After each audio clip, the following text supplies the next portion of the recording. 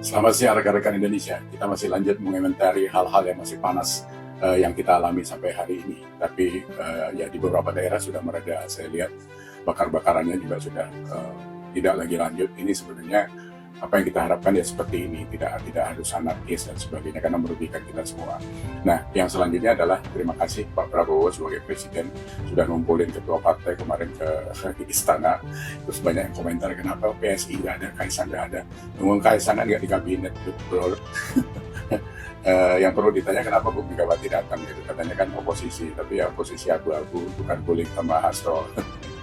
Lucu-lucu memang. Nah, rekan-rekan sekalian, kalau ada statement-statement dari pengurus partai dan sebagainya, ketua partai yang konon cuma menonaktifkan beberapa orang yang celotehannya kotor kemarin itu sebenarnya nggak ada gunanya karena di undang-undang DPR itu nggak bisa nggak bisa dinonjokkan kan. Jadi kalau cuma dicopot sementara itu bukan copot namanya, itu dicutikan. Jadi dicutikan ya gajinya jalan. Kalau mau ya di PAW. Kalau PAW jelas diganti kita atau diberhentikan dari partai.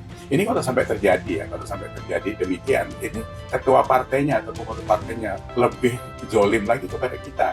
Karena mereka menganggap kita ini kan nggak tahu. Jadi yang dibilang Sahroni kemarin super tolol sedunia itu bisa seperti itu. Memang mereka menganggap kita ini. Jadi ini diginiin aja kan mereka nggak tahu. Padahal tuntutan kita itu kan bukan sekedar itu saja. Kebrengsekan yang terjadi di dalam lembaga itu yang harus diselesaikan kan itu.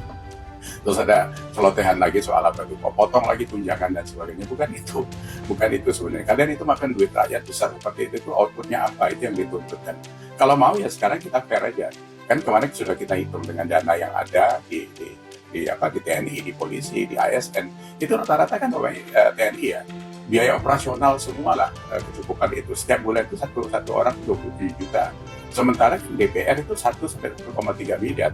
Itu disamakan lah kalau mau sama TNI kan gitu kan. Terus pensiun. Masa kalian kerja 5 tahun pensiunnya sama dengan panglima jenderal itu. Ini kan sudah nggak masuk di akal. Itu yang kita mau beresin gitu. Jadi tidak sembarangan aja kalian kacang-kacang duitnya rakyat gitu kan. Nggak bisa seperti itu karena semuanya dari pajak rakyat. Tadi juga saya baru lihat video ada kawan-kawan dari Indonesia yang berangkat ke Timor Leste jalan darat. Ternyata di sana pajak kendaraan itu mobil Rubicon itu sama motor itu sama $10 gitu. Malaysia itu 1 juta. Kita ini pajak apa? Saya pernah punya mobil kecil ya yang dianggap mewah itu. Pajaknya 9 juta setahun. Sekarang ini yang mobil-mobil di rumah itu 2017 itu 3,4 juta. Itu duitnya kemana saja gitu kan. Nanti kita hitung lagi tuh ya, kita lanjut lagi ya. Jadi kalau kita lihat seperti itu, sebenarnya rakyat kita ini nggak boleh anget-anget tai ayam menuntutnya, harus ada fokusnya yang seperti saya katakan kemarin. Kita harus bisa minta ruang untuk bisa kontrol gitu. Jadi setiap kabupaten kita punya perwakilan, apalah namanya nanti Serikat Transparansi Indonesia atau apa, kita buat seperti itu. Kalau perlu ya minta gaji sama pemerintah gitu, cari orang yang bukan oportunis, yang bisa disogok, bisa disuap gitu ya. Saya pikir kalau dengan itu kita bisa ngerem gitu kan. Paling tidak yang lain juga nanti bisa bekerja secara bertahap. Karena membubarkan DPR juga tidak mungkin karena ada mekanisme undang-undang partai dan sebagainya. Membubarkan mereka ini berat bos itu, karena sudah dibuat mekanisme seperti itu.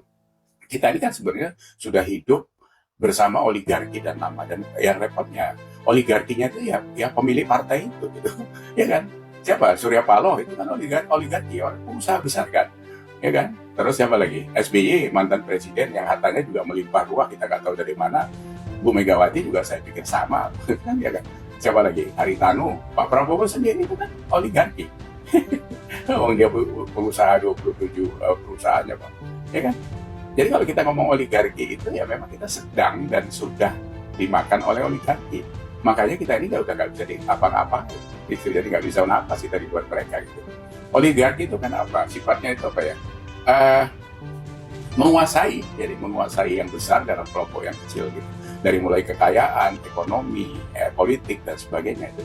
Di gedung DPR itu kan minggu lalu sudah saya sampaikan, dari 580 orang anggota DPR saja ya, itu 390 itu pengusaha, 262 dari 390 itu yang mempunyai 1.000 perusahaan, artinya satu orang rata-rata 4 perusahaan. Memang kalau terus udah kayak gitu tidak ada konflik of interest, tidak ada, mereka punya misi-misi sendiri untuk usaha mereka, bagaimana mengamankan usaha mereka dari mulai kontraktor dan sebagainya, tambang dan sebagainya. Itu jadi memang oligarkinya sudah nyusup ke gedung DPR yang kita bilang itu Dewan Perwakilan Rakyat. Kita ini sudah dirampok, jadi sudah Dewan Perampok Rakyat kan gitu ya. Tapi ya seperti saya bilang itu, karena kita yang milih, repotnya kita ini apa? Karena 194 juta masyarakat Indonesia miskin. Saya mohon maaf, karena kalau sudah lapar itu kan susah kita ngatur ya. Ya kan? Kita ini 68% itu miskin, 17% itu kelas menengah, 0,38% itu pengusaha kaya. Jadi cuma 1 juta orang di Indonesia ini yang mengelola 80% dari semua putaran ekonomi, aset, tambang, dan sebagainya. Ngeri nggak? Jadi itu kondisi kita sekarang ini. Nah, jadi kawan-kawan yang di bawah yang selama ini dengar oligarki itu apa dan sebagainya, ini saya sedikit serempet. Jadi oligarki itu bukan lontong sarapan pagi, itu bom molotov itu untuk perutnya kita, untuk semua rezeki kita itu dibom sama mereka gitu ya. Nah, tapi apa? Karena proses itu sudah terakumulasi. Nah, Pak Prabowo sendiri menambah itu belakangan ini dalam 10 bulan memimpin ini kan kebijakannya tidak pro rakyat ya. Pajak dinaikkan pada awalnya, terus isu perampasan tanah walaupun dibatalkan, PPATK, pemblokiran rekening, apalagi kemarin itu. Pokoknya sikapnya itu betul-betul tidak pro rakyat, jadi itu yang harus kita kuliti, harus kita kasih masukan. Ya apalagi janji berantas korupsi, atau teriak-teriak mau ngejar ke Antartika, mau disuka miskin itu aja deh nggak berani datangin. Koruptornya malah dikasih bintang kehormatan. Itu kan kontraproduktif dan sangat menyakitkan Pak Prabowo, itu sangat menyakitkan.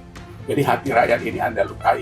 Jadi kalau Anda ngomong apapun sekarang gitu, ya kita sudah tidak percaya lagi. Saya mendukung Anda, ya karena Pak Jokowi berkali-kali saya katakan, tapi mungkin hari ini tinggal 10% saja. Kecuali ada recovery, mungkin dia bisa naik lagi kayak kita main saham gitu ya. Sekarang lagi turun kadangnya. Nah, ini yang tidak Anda sadari. Padahal semua akumulasi ketidakberesan di negara ini, termasuk dari lembaga-lembaga penegak hukum, DPR, pejabat di daerah, dan sebagainya, itu akumulasinya sudah parah. Begitu Pak Prabowo datang, kita pikir mencairkan itu, malah sekarang menambah akumulasi yang lain lagi. Gitu kan? Jadi perampasan aset koruptor itu, undang-undangnya itu sampai sekarang nggak nongol-nongol. Kemarin Ibas ngomong, katanya itu masih ada urusan dengan pemerintah. Loh, kalian buka lah. DPR ngomong itu karena nunggu dari pemerintah ngomong, DPR nggak mau mengundangkan. Ini yang mana itu? Kayak main peta umpet aja kalian ini sama kami. Ini yang kayak gini nggak boleh.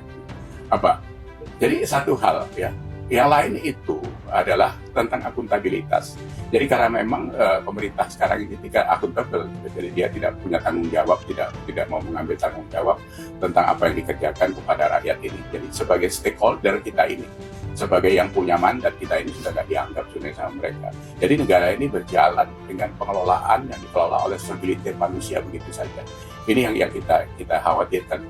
Nah, kalau ini presiden mengambil copy paste dari zaman Orde Baru, itu bahaya memang. Jadi semuanya mau dibungkam. Kemarin kawan-kawan sudah mulai tanya, loh, kenapa TikTok mau ditutup? Kenapa ini mau dibungkam dan sebagainya? Jadi ada analisa bahwa Pak Prabowo juga traumatik dengan demo, karena mertuanya dulu diturunkan dengan demo. Saya pikir jangan ditarik-tarik ke sana. Bapak diangkat oleh rakyat, Pak. Walaupun mungkin sebagian besar terpaksa atau kecelek juga gitu. Kalau saya merasa sekarang kecelek. Ini saya mau lapor ke Pak Jokowi di depan ke Solo. Karena saya ikut mendukung Pak Prabowo karena Pak Jokowi ini. Solusinya gimana kira-kira? Apa kita tunggu sampai bulannya habis nggak ada apa-apanya? Ya, jadi kawan-kawan sekalian tetap berjuang. Jadi saya ingatkan harus bisa kita membentuk kayak serikat transparansi Indonesia itu untuk bisa mengontrol di setiap kabupaten. Ya, mekanismenya nanti bisa dirumuskan bersama gitu. Sambil menunggu undangan Pak Prabowo yang saya tantang itu, undang kami ke istana atau kemana saja, kita mari dialog, kita kasih masukan kepada pemerintah agar kebuka kupingnya. Saya takutnya memang Bapak juga ditutup di situ, karena sudah ada kecurigaan orang lingkaran Bapak ini menutup informasi-informasi yang tidak benar yang harusnya masuk ke Bapak, tapi dihambat oleh mereka. Ini hati-hati Bapak. Kalau sampai seperti itu, Bapak dikurung oleh orang-orang yang tidak benar itu. Ya, sekarang katanya ditarik-tarik karena itu orangnya Pak Jokowi.